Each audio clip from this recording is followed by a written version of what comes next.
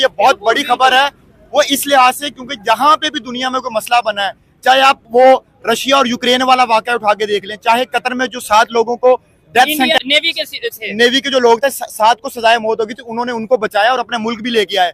और देखिए उन्होंने सिर्फ और सिर्फ अपने आर्मी के लोगों को नहीं बचाया, बल्कि सिविलियंस हो या उनके कहीं से भी कोई लोग हों जो कि इंडियन नेशनलिटी रखते हैं, उनको हमेशा से प्रोटेक्ट करते आए हैं। पिछले दिनों में ये खबर है कि अफगानिस्तान से तालिबान आए और हमारे कुछ सिक्योरिटी फोर्सेस के जवानों को उठा के वो किडनैप करके वापस चले गए।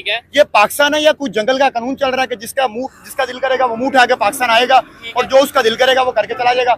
आप उसामा बिन लादेन वाला वाकया उठा के देख लें। 1992 में इंडिया ने पहली दफा IMF से ट्रेंच ली थी और वो पहली और आखिरी दफा थी। उसके बाद उन्होंने कभी ट्रेंच नहीं ली। और उस वक्त जो उनके फाइनेंस मिनिस्टर था मनमोहन सिंह, जो कि बाद में 2 दफा प्राइम मिनिस्टर भी बना, उसने इस तरह की पॉलिसी डिजाइन की थी कि उसके बाद उनको IMF के पास जाने की जरूरत नहीं पड़ी। है कि पाकिस्तान के लोगों के दिल में उनके लिए कितनी चाहत मोहब्बत है, तो ये लड़ाई झगड़े छोड़ के तो मतलब इंसानियत का दर्स देने वाले बन जाए। इंसानियत का दर्स नहीं दे रहे हैं क्या वो अभी? नहीं, उनमें कुछ ऐसी चीज़ें हैं जो इंसानियत के बरखिलाफ़ जाती हैं। जैसे वो मुसलमानों की नस्ल कशी करने पे तुले होते हैं और मार धाड़, और मुसलमान जो गोश्त खाना चाहता है वो उसको गोश्त नहीं खाने देते। वो आप खुद सूअर खा लेते हैं लेकिन मुसलमानों को गाय का गोश्त नहीं खाने देते। किसने कहा वहाँ गाय का गोश्त नहीं खाते? किसने कहा सर? मैं तो आए दिन ऐसे सोशल मीडिया प्लेटफॉर्म से ही मुख्तलिफ़ किस्म की वीडियोस देखता हूँ जिसमें सोर्स, पहले सर सोर्स उसका देख लिया करें, क्योंकि इंडिया के अंदर बीफ भी एक्सपोर्ट हो, बीफ एक्सपोर्टर भी है इंडिया। आपको पता है कि अल्लाह ताला ने मुसलमानों के लिए क्यों हुक्म दिया है? अगर ये हम ना खाएं तो यहाँ पे सिर्फ जानवर ही हो और इंसानों के खाने के लिए कोई चीज़ ना बचे। मतलब कि वो सारे जानवर जो हैं वो आपकी फसलें खा जाएं। तो इसलिए अल्लाह ताला का एक कानून है और मतलब अलाउ किया है कि हलाल जानवर का आप गोश्त खा सकते हैं। लेकिन वो ऐसा करने पे लोगों के घरों में जाके, मुसलमान घरानों में जाके, जिनके घर में उनको ज़रा सा भी डाउट हो जाए कि इन्होंने मतलब गाय का गोश्त बनाया है, तो उसके घर को जला देते हैं, जाके बंदों को मार देते हैं, गलियों में घसीटते हैं।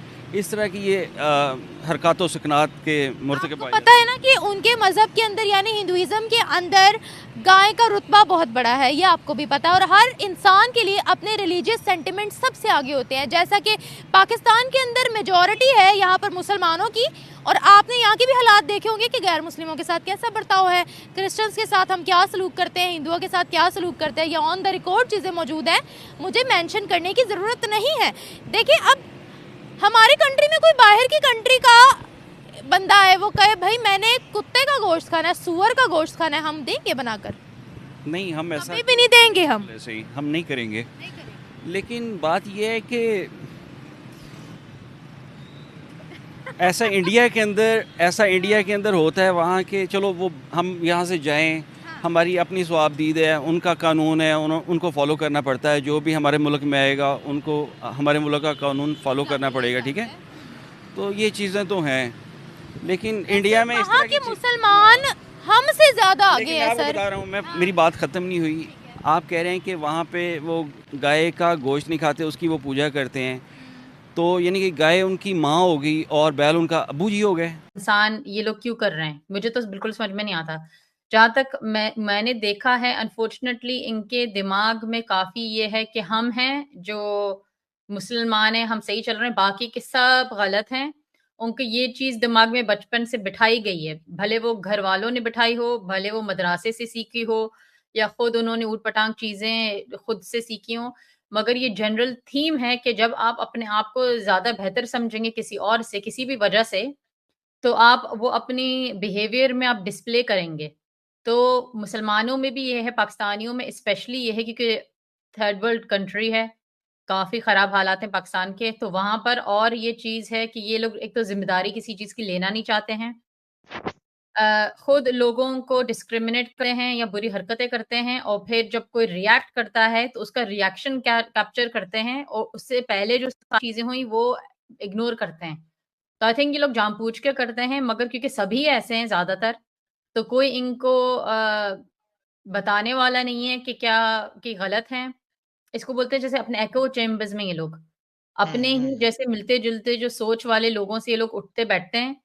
तो दूसरी जो सोच है उस इंसान से जिस इंसान की सोच अलग हो उससे मिलते नहीं है, उसकी बात सुनते नहीं है। और जब उनका अपना ही बंदा हो मुसलमान या पाकिस्तानी, तो तब वो सोचते हैं यार ये इज़राइल का एजेंट है, ये तो इसका एजेंट है। इल्ज़ाम अजीब-अजीब, यानी इन लोगों को सुनना ही नहीं है। इनके अंदर क्रिटिकल रीज़निंग स्किल्स नहीं, इनके अंदर कॉमन सेंस नहीं है, इनके अंदर तमीज़ नहीं है बिल्कुल भी किसी चीज़ की। एंड मुझे लगता है कि जब इंसान किसी भी काबिल नहीं होता है, किसी भी लायक नहीं होता है, वो दूसरे लोगों को फिंगर पॉइंट करता है, यस इसमें खराबी है, उसमें खराबी है।